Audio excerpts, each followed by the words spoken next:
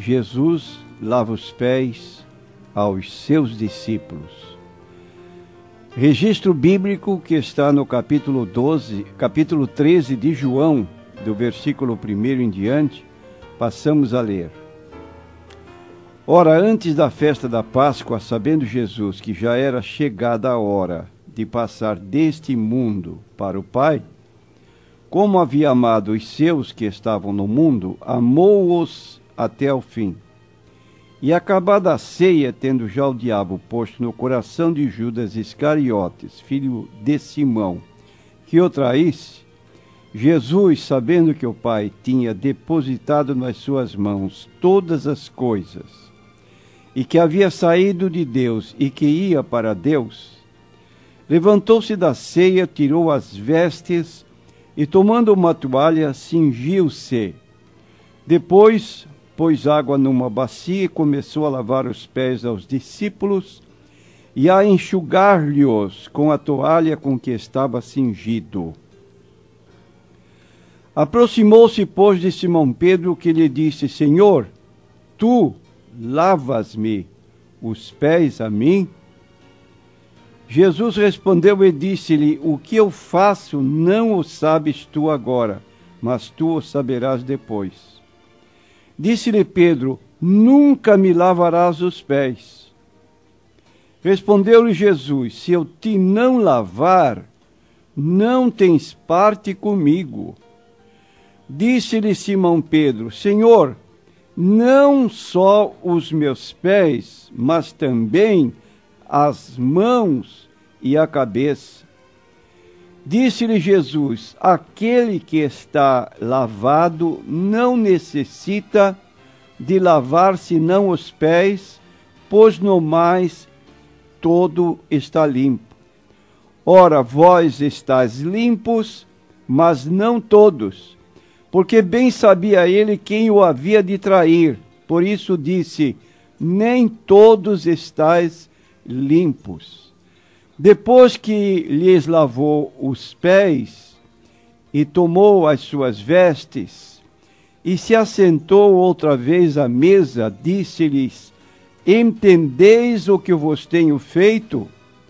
Vós me chamais mestre e senhor e dizeis bem, porque eu o sou.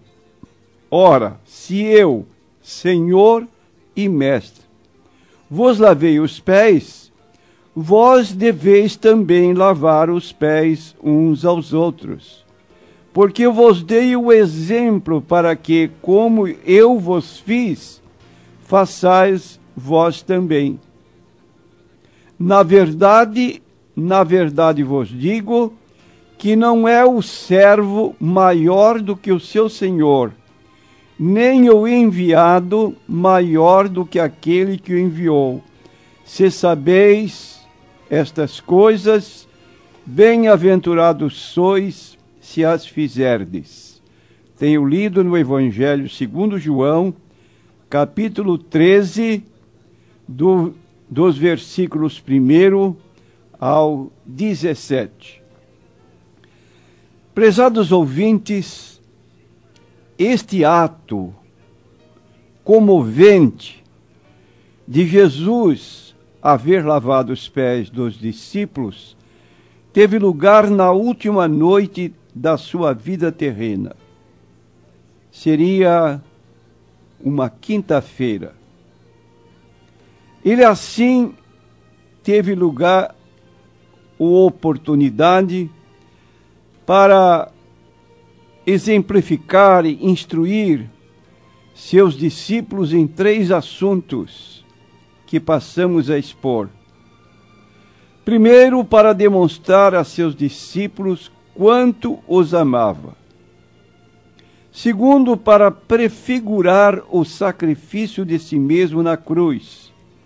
E terceiro, para comunicar a seus discípulos a verdade de que ele os estava chamando para servirem uns aos outros em humildade.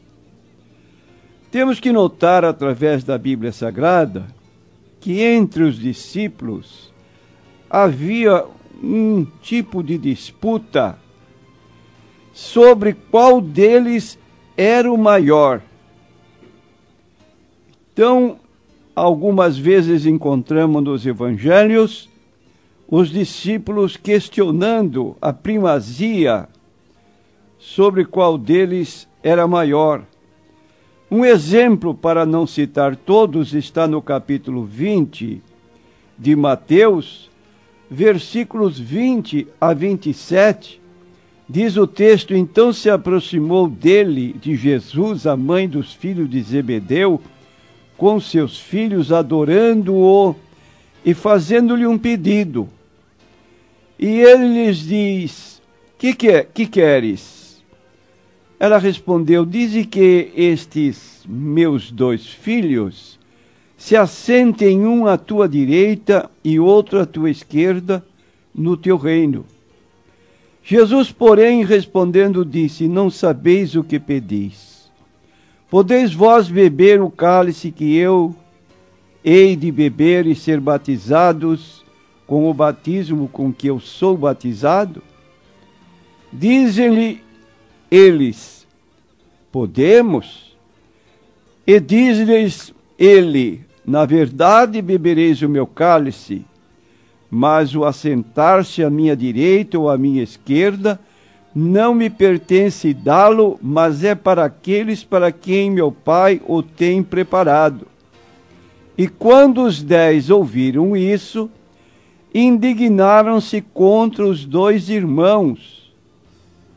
Então Jesus, chamando-os para junto de si, disse: bem sabeis que pelos príncipes dos gentios são estes dominados e que os grandes exercem autoridade sobre eles.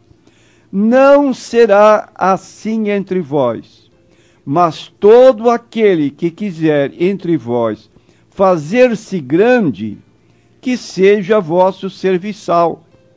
E qualquer que entre vós quiser ser o primeiro, que seja vosso servo. Bem como o Filho do Homem não veio para ser servido, mas para servir e para dar a sua vida em resgate de muitos. Aqui está um problema que Jesus então quis contornar através de um exemplo de uma humildade,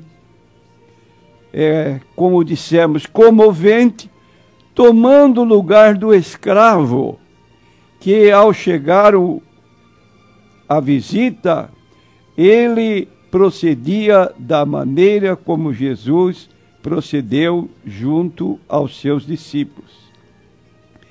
Então Cristo queria que eles percebessem que o desejo de ser o primeiro, ser o maior, receber mais honra que os outros, é contrário ao Espírito do Senhor Jesus. Nós lemos no capítulo 2 da carta de Paulo aos Filipenses, versículo 5 em diante: haja em vós o mesmo sentimento que houve também em Cristo Jesus, que existindo na forma de Deus, não teve por usurpação ser igual a Deus, mas humilhou-se, tomando a forma de servo, e achado na forma de homem, foi até a morte, e a morte de cruz. Aí está a humildade do Senhor Jesus Cristo, para que os seus seguidores não disputem a primazia de querer mandar. Agora, surpreendentemente, o apóstolo Pedro, quando chegou a vez de Jesus lavar-lhe os pés, ele deu uma parada: nunca me lavarás os pés, como que achando um absurdo a atitude de Jesus como mestre, como Senhor, tomar a posição de um escravo e lavar os pés dos próprios discípulos. Nunca me lavarás os pés. Jesus respondeu-lhe: se eu não te lavar, não tens parte comigo. diante da resposta do Senhor Jesus, Pedro foi mais um pouco além.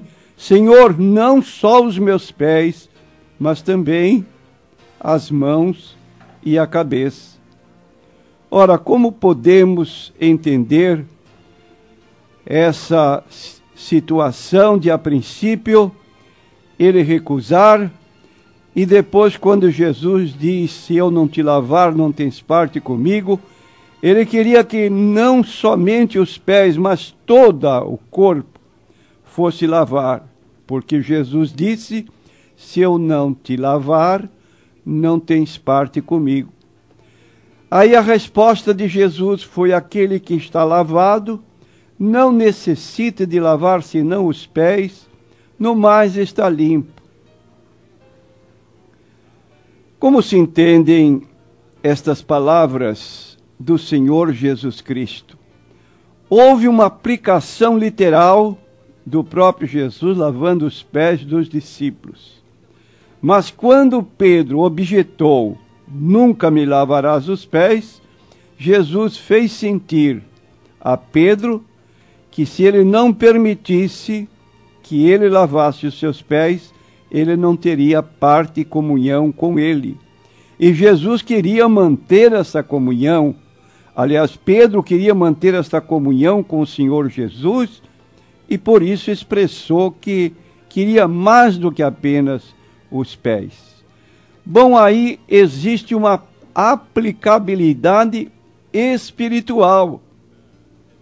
Que significa que esta lição deixada por Jesus Cristo representa não apenas um ato físico de lavar os pés, literalmente falando, mas que há uma necessidade de uma comunhão íntima com Ele, não lavar os pés, mas que os pecados de nossas vidas possam ser tirados pelo Senhor Jesus Cristo. Então a palavra de Jesus, se eu não te lavar, tem uma aplicação espiritual, uma purificação do pecado mediante a cruz, pela qual ele havia de passar. Sem tal purificação, ninguém pode pertencer a Jesus Cristo. E a Bíblia nos diz, no livro do Apocalipse, que na cidade celestial não entrará nada que contamine, mas apenas aqueles que estão lavados no sangue do Cordeiro. Bem-aventurados aqueles que lavam suas vestiduras no sangue do Cordeiro, para que possam ter entrada nas mansões celestiais. Apocalipse 22, versículo 14. E nós encontramos em 1 João, capítulo 1, versículo 7, que o sangue de Jesus Cristo nos limpa de todo o pecado. Agora, quanto ao ato cerimonial da lavagem dos pés, que neste dia de quinta-feira que antecedeu a morte de Jesus, foi celebrado pelo próprio Jesus. A igreja, como uma entidade, deve ter esse mesmo cuidado de uma reunião para lavar os pés uns dos outros, num tipo de uma cerimônia que demonstre humildade. Se eu levantasse a pergunta, a igreja primitiva realizava esta cerimônia no sentido coletivo e periodicamente, ou não? Nossa posição é que não é um cerimonial que deva ser repetido nos dias atuais, porque as circunstâncias são diferentes. Na verdade, Jesus realizou um ato de serviço. A ocasião reclamava, e o cuidado com o visitante exigia que, em primeiro lugar, como hoje convidamos um visitante, antes de sentar-se à mesa, se quiser lavar as mãos, indicamos o local do banheiro. Nos dias passados, a cerimônia da lavagem dos pés era fundamental em decorrência da situação em que as pessoas se sentavam à borda da mesa, não sentado com os pés debaixo da mesa, mas inclinados de modo que os pés ficavam expostos. Hoje, se fizéssemos um ato desse, seria apenas uma exibição de humildade. Seria até um ato hipócrita, porque na verdade chegamos de carro à igreja, antes de sair, nós calçamos os sapatos com meias e não há uma necessidade física de uma lavagem real, lavar os pés. Mas há uma necessidade de socorrermos nossos irmãos mutuamente.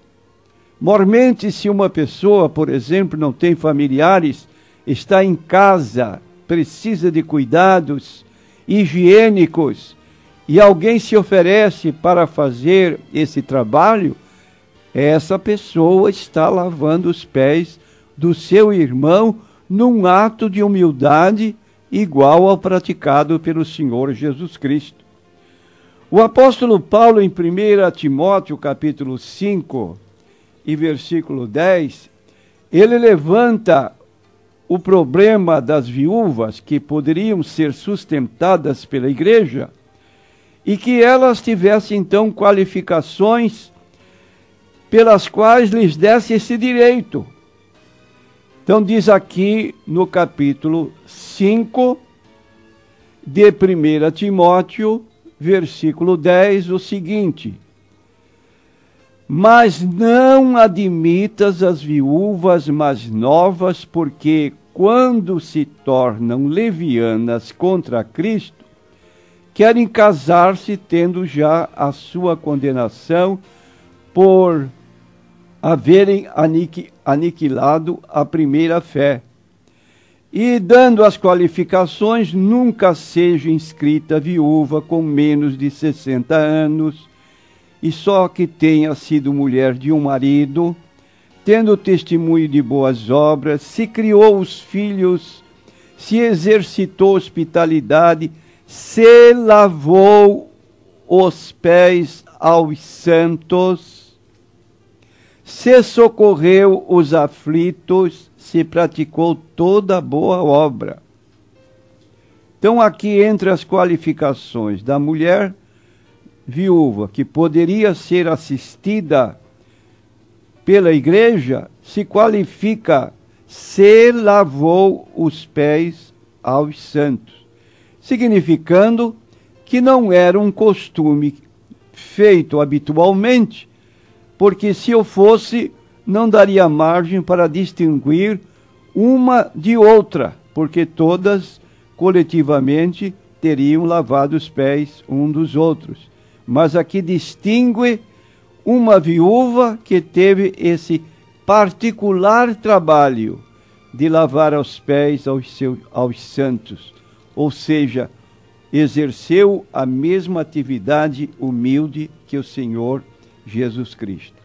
A lição principal é que nós deixemos de lado todo sentimento de grandeza, de primazia, de querer ocupar o lugar de mando e deixar de lado a humildade que caracterizou o Senhor Jesus Cristo, e que jamais deixemos de ter esta comunhão espiritual com o Senhor Jesus Cristo, por meio da qual nossos pecados são apagados mediante a obra expiatória de Jesus Cristo no Calvário.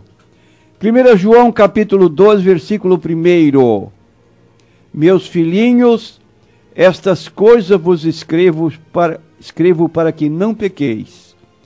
Mas se alguém pecar, temos um advogado para com Deus, o Senhor Jesus Cristo.